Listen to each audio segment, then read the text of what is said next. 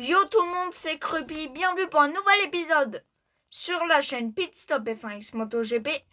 Aujourd'hui, on se retrouve pour parler du Grand Prix MotoGP 2025 à Silverstone. Je vous souhaite une bonne écoute à tous. On va se retrouver en séance de qualification en Q2. Nos deux Français sont à nouveau en Q2. Fabio Quartararo dans son dernier tour qui est en train de faire un tour de folie. Fabio Quartararo sur la ligne et c'est la pole position de Fabio Quartararo, 3 dixièmes devant. Alex Marquez 2e, Bagnaia est 3e, Marc Marquez seulement 4e. C'est la première fois cette année qu'il n'est pas en première ligne. Le pilote Ducati, le départ est donné. Dans cette course sprint, excellent départ de Fabio. Mais c'est Marc Marquez qui fait un truc de folie. Marc Marquez, 3 places de gagné en un seul virage. Fabio est 2e, menacé par Francesco Bagnaia qui a fait un excellent départ. Fabio va résister dans la longue ligne droite avant le virage de Sto. Il va résister, Fabio Quartararo. Il est relégué à 7 dixièmes de Marc Marquez. Mais au tour suivant, il va se faire dépasser par Bagnaia. Alex Marquez qui va finir par passer. Et carrément, il est juste derrière Marc Marquez. Il est passé également sur Francesco Bagnaia. Alex Marquez qui va tenter de revenir. Et là, Marc Marquez, dans le 3e tour, qui fait une erreur. Marc Marquez, le blocage de roue, il a freiné trop tard. Alex Marquez est en tête de cette course sprint. Dans ce 3e tour de course, va-t-il pouvoir les s'imposer pour la première fois devant Marc Marquez à la régulière? Va-t-il pouvoir le faire, Alex Marquez? Et malheureusement là, Fabio n'a pas de rythme. Il est menacé par Fabio Di Giannantonio. Avec sa Ducati VR46, il va tout faire pour résister. Il est 4e. Le pilote français, Bagnaia, est scellé à la 3e place, qui n'a pas de rythme lui non plus. Di Giannantonio qui va passer sans difficulté finalement. Dans la ligne droite, la Yamaha ne peut pas rivaliser face à la Ducati en vitesse de pointe. DJ est passé. Et maintenant, c'est Johann Zarco qui est en train de menacer le Français à 1 seconde environ du champion du monde 2021. Mais c'est Bezzecchi avec son Aprilia qui va peut-être menacer Fabio Quartararo. Il est 7e. Marco Bezzecchi. Mais il a un énorme rythme. Le pilote Aprilia. Et Johann Zarco qui revient. Bezzecchi qui passe sur Johann Zarco et qui revient comme une flèche sur Fabio Quartararo. Va-t-il pouvoir prendre la 5e place aux Français? Et Bezzecchi qui passe sur Fabio Quartararo sans aucune difficulté. L'Aprilia a un trop gros rythme pour que Fabio résiste. Et maintenant c'est Johann Zarco qui est en train de revenir. Et le très gros freinage de Johann Zarco. Di Giannantonio est passé d'ailleurs sur Bagnaia. Et même Bezzecchi est passé. Et Fabio et Johann en ont profité pour revenir sur Francesco Bagnaia. Johann Zarco, l'énorme freinage. Ça va pas passer, mais il revient. Johann Zarco, il va y aller à l'intérieur. Quasiment en contact entre les deux. Et il passe, Johann Zarco. Il passe 6e dans cette course sprint. L'énorme remontée de Zarco. Et qui revient sur Bagnaia. Il a tellement un énorme rythme qu'il va le passer. Dans le virage de Magotz. Il est passé. Johann Zarco est 5e dans cette course sprint. Et finalement, Marc Marquez n'a rien pu faire. Alex Marquez va s'imposer à la régulière dans cette course sprint.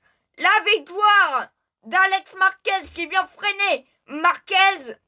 Marquez avait gagné toutes les courses sprint jusqu'à maintenant. Et c'est Alex, son frère, qui va lui succéder. Les frères Marquez n'ont pas terminé de se chamailler, ils n'ont pas terminé de se battre au championnat. Ça, c'est une certitude. Et Zarco, Johann Zarco est 5e devant Francesco Bagnaia et Fabio Quartararo qui termine 7e parti en pôle. C'est une course sprint compliquée, mais il va pouvoir trouver des solutions pour demain. Et maintenant, place au départ de ce Grand Prix qui s'annonce complètement fou. Ça, c'est clair. Le Grand Prix de Silverstone, tout le monde le dit, ça va être le meilleur. C'est ce qu'on va voir, c'est ce qu'on va déterminer dans quelques instants. Et le très bon départ de Fabio Quartararo, mais il est dépassé par Alex Marquez. Excellent départ de Marc. Alex Marquez qui chute au premier virage. La chute d'Alex Marquez. Il était leader. Il a chuté. Fabio qui repasse, mais Marquez qui va passer. Fabio qui va tenter de résister, mais c'est pas possible. Oh là là, Alex Marquez qui vient de faire une énorme erreur. Terrible. Et dans le 3e tour, mais qu'est-ce qu'il vient de nous faire, Marc Marquez? Les frères Marquez, ils font quoi? La chute de Marc. Fabio est en tête, drapeau rouge. Suite à la chute de Franco Morbidelli et d'Aleix Espargaro, il y a de l'huile sur le circuit. Et Marc Marquez qui va pouvoir repartir 4e. Alex va pouvoir repartir 2e. Il y en a qui ne vont pas être d'accord. Je vous lance un débat maintenant. Je vous laisse débattre dans les commentaires. Moi, mon avis, c'est qu'il n'aurait pas dû reprendre la course parce qu'il n'a pas ramené la moto au stand. Donc, je vous pose cette question. À vous de me répondre dans l'espace commentaire. Les frères Marquez qui sont déchaînés, mais dans le mauvais sens du terme. Ils ont chuté, les deux pilotes. Marc Marquez, c'est pas possible, là. Ça fait 3 fois qu'il chute alors qu'il est en tête d'un Grand Prix. Là, c'est vraiment pas possible. Là, faut faire quelque chose, hein, parce que ça peut pas continuer comme ça. Il ne gagne plus de Grand Prix. Il gagne plus de courses sprint que de Grand Prix. Il vaut mieux gagner des Grands Prix que des courses sprint. Enfin bref, la course va repartir. L'excellent départ de Francesco Bagnaia qui va prendre la tête à Fabio Quartararo, mais Fabio va y aller. À l'intérieur, Bagnaia qui va tenter de recroiser, mais ça va pas passer. Fabio en tête. Il a résisté. Fabio Quartararo, toujours en tête de ce Grand Prix, parti en pôle. Et l'énorme remontée de Jack Miller. Jack Miller avec la Pramac Yamaha qui prend la 2e place à Marc Marquez. Mais qu'est-ce qui se passe? Marc et Alex Marquez ne sont pas à l'aise avec cette moto parce que c'est la 2e moto et ils ne sont pas du tout à l'aise. Est-ce qu'ils vont pouvoir remonter? La réponse dans quelques instants. Et le festival Johann Zarco, il prend la 3e place à Marquez et Bagnaia. Mais qu'est-ce qui se passe? Johann Zarco, les 3 constructeurs japonais aux 3 premières positions de ce Grand Prix. C'est pas possible. Jack Miller qui n'est pas à l'aise normalement et qui prend la 2e place. Et sauf que là, Marc Marquez et Bagnaia sont à la lutte. Bagnaia et Marquez qui se croisent, qui se décroisent. Et donc, Ops, les deux vont élargir. Ils se retrouvent 9e et 10e. Mais qu'est-ce qui se passe? Déjà que Marc Marquez a été dépassé par Zarco. Parce que Marquez s'était raté. Mais là, c'est pas possible. L'erreur des deux Ducati, Bagnaia qui est en 12e. Et la chute de Francesco Bagnaia. Il est à terre à nouveau. Francesco Bagnaia, c'est pas possible. S'il veut jouer le titre, il ne peut pas continuer comme ça. Il est trop loin au championnat. Il doit faire quelque chose. Et Fabio Quartararo, vous imaginez, il se retrouve avec 5 secondes d'avance. C'est plus arrivé depuis des années. Marco Bezzecchi qui est deuxième dans ce Grand Prix, parti 11e, Morbidelli, et troisième, parti 13e, Franco Morbidelli. En plus, il avait chuté. C'est incroyable ce qui se passe à Silverstone, mais c'est quoi ce Grand Prix? Fabio qui lâche un peu, on s'est dit qu'il avait un peu de mal, mais finalement, quand Bezzecchi est revenu à 4 secondes 2, Fabio a réaccéléré, il avait 4 secondes 5 d'avance. Et là, la catastrophe dans ce Grand Prix. Fabio Quartararo qui abandonne. Non, Fabio Quartararo, problème de Holstein Divas arrière. C'est pas possible. Pourquoi maintenant? Ça aurait pas pu arriver hier, quand il a terminé 7e. Non, ça arrive aujourd'hui. Lorsqu'il a 5 secondes d'avance. Fabio Quartararo qui est déçu. Il est à terre. Le pilote. Champion du monde 2021. Non, c'est pas possible. Il faut que Johann Zarco fasse au moins un podium. Il est deuxième, Johann Zarco. Va-t-il tenir face à Marc Marquez qui fait une énorme remontée?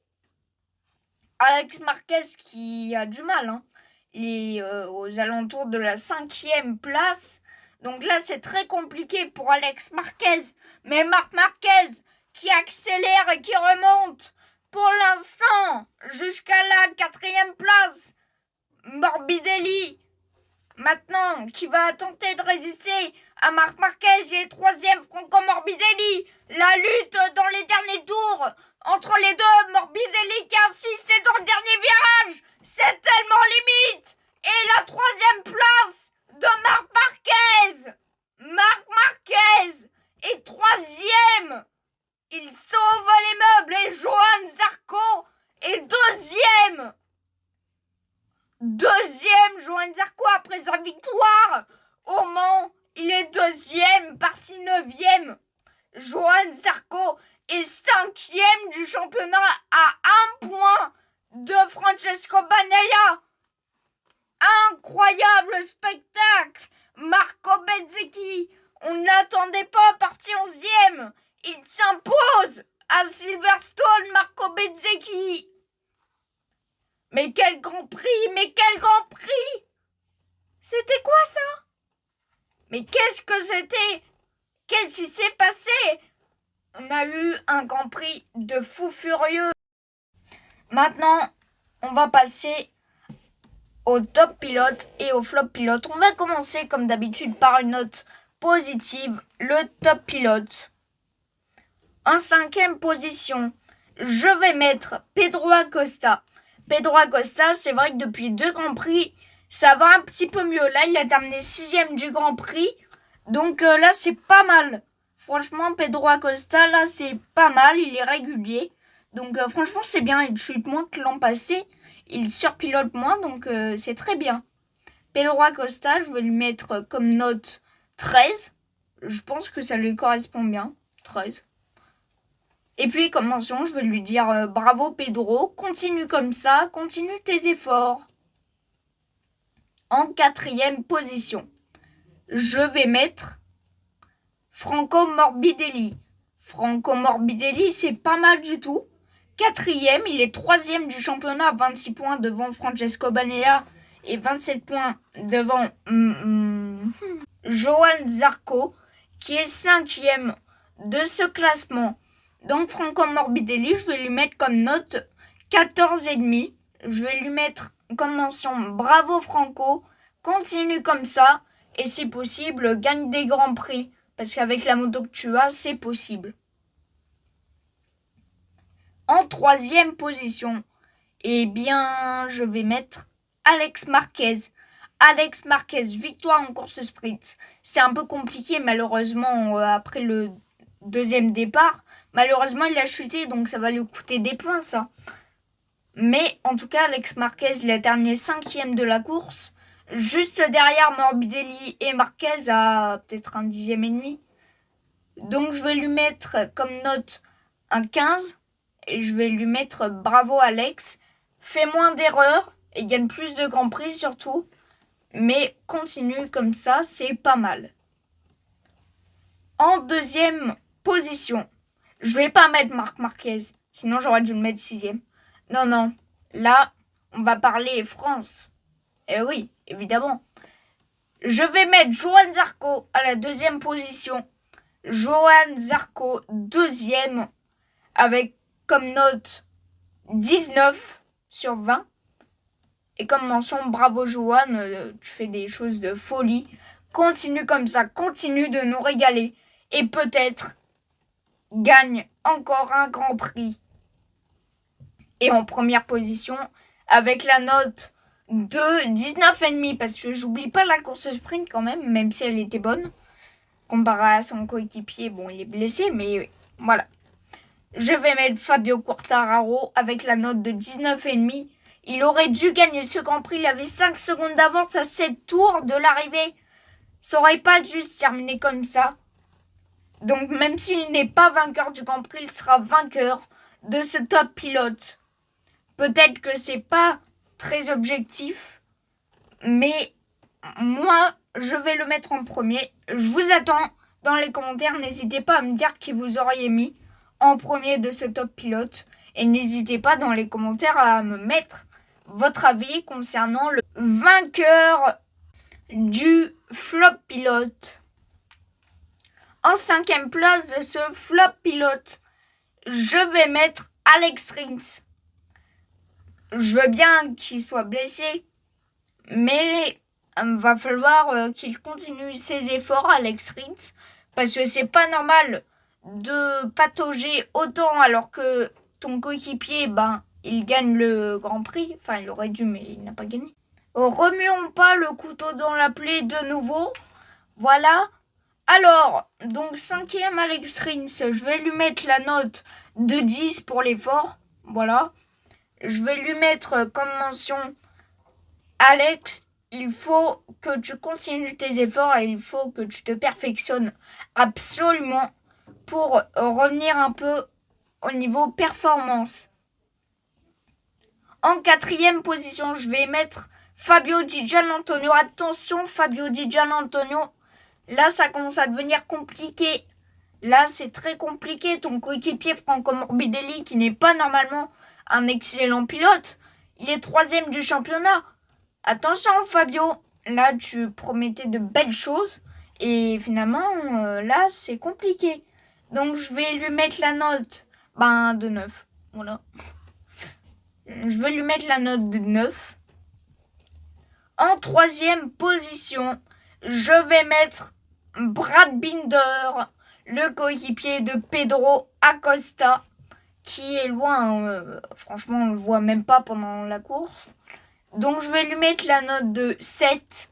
Voilà, parce que même l'année dernière, il n'était pas au niveau. Donc, je vais lui mettre la note de 7. Avec comme mention Brad, attention, si tu veux pas que ta carrière en MotoGP explose, il faut que tu t'améliores. En 2e position, je vais mettre Enea Bastianini. Même si Maverick, qui a fait de belles choses en début d'année, a un petit peu de mal sur ce Grand Prix. Là, Enea Bastianini, lui, il n'est pas au niveau depuis le début d'année. Donc là, c'est pas bon. Attention, Enea Bastianini. Donc, je vais lui mettre la note de 5. Donc, la mention, elle arrive. Enea, là, faut faire quelque chose. Faut que tu t'améliores, faut que tu fasses un truc, une année sabbatique, tout ce que tu veux. Mais fais quelque chose. Et le vainqueur de ce flop pilote, je pense qu'il n'y a pas débat, mais on ne sait jamais. Je vais mettre Francesco Bagnaia avec la note de 4. 4/20 pour Francesco Bagnaia. Attention, Francesco, tu es double champion du monde MotoGP. Tu promets normalement de belles choses, mais là non. Tu n'as pas respecté ta promesse de te battre avec ton coéquipier jusqu'à la dernière course. Et là, pour l'instant, il est 70 points environ. Au moins. Donc là, c'est pas bon, Bagnaia. Donc faut que tu fasses quelque chose, Francesco. Voilà pour le flop pilote et le top pilote. Maintenant, on va passer à la note du Grand Prix. Donc, je vais mettre un 19. La meilleure note cette année que le MotoGP a eu, en tout cas sur cette chaîne. Donc, franchement, là, c'était exceptionnel. Je vous attends dans les commentaires. N'hésitez pas à me dire votre note si vous avez vu le Grand Prix de Silverstone. Mais en tout cas, moi, c'est ma note. 19, je ne changerai pas. Les pronostics, l'heure de me rétamer. Voilà. On attend tous cette heure pour ruiner Crupi. Alors, j'avais pronostiqué une pole de Marc Marquez, victoire de Marc Marquez devant Alex Marquez. Et ben là, je vais innover. Alors, donc, déjà, dans 15 jours, le dimanche 8 juin, il y aura le Grand Prix MotoGP en Aragon. Donc, si vous pouvez regarder le Grand Prix, soyez bien devant vos écrans. Donc, pour le pronostic, je vais mettre une pole de Fabio Quartararo. Voilà, sait-on jamais. Victoire de Fabio Quartararo. Voilà, je prends des risques. Voilà, c'est ce qu'il faut faire. Faut pas rester sur ses positions. Donc, j'innove. Pour la deuxième place, je vais mettre Marc Marquez et Alex Marquez à la troisième position. Bagnaia, je le vois peut-être sixième s'il fait un bon Grand Prix. Voilà, donc j'attends vos pronostics dans les commentaires. N'hésitez pas à pronostiquer. Je vous dis à très bientôt. Je vous souhaite une bonne journée, une bonne semaine. Ciao, ciao.